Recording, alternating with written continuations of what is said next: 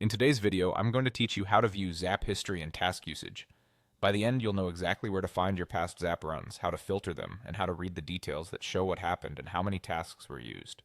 Start by logging into your Zapier account.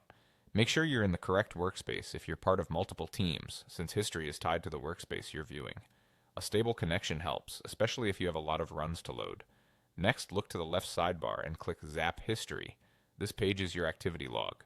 Every time a Zap runs, whether it succeeds, gets filtered, hits an error, or is paused, you'll see an entry here.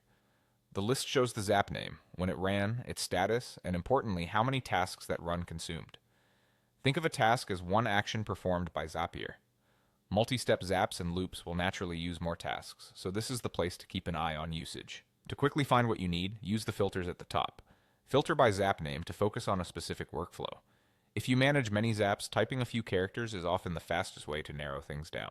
Filter by status to isolate successes when you're measuring reliability or errors when you're troubleshooting. You can also filter by date to look at a particular day or range. Keep your time zone in mind so the window reflects the runs you expect to see. When you've found a run you want to inspect, click it to open the detailed view. Here you'll see the trigger data that kicked things off, followed by each action step. For every step, Zapier shows the inputs it received, the outputs it produced, timestamps, and any warnings or errors encountered. If something failed, you'll usually see a clear error message, like a missing required field or an authentication issue. Use these details to understand what needs adjusting in your Zap setup. At the top of this view, you'll also see how many tasks this specific run used, which helps you connect behavior with usage. For example, a run that branches or repeats steps will show more tasks, while a simple one-step run will use fewer. A quick tip for monitoring usage. From the main history list, scan the task column to spot spikes across runs of the same Zap.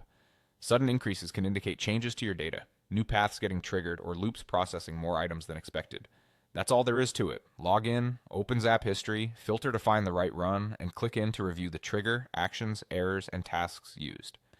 This simple workflow helps you audit automations, troubleshoot issues, and stay on top of your task budget.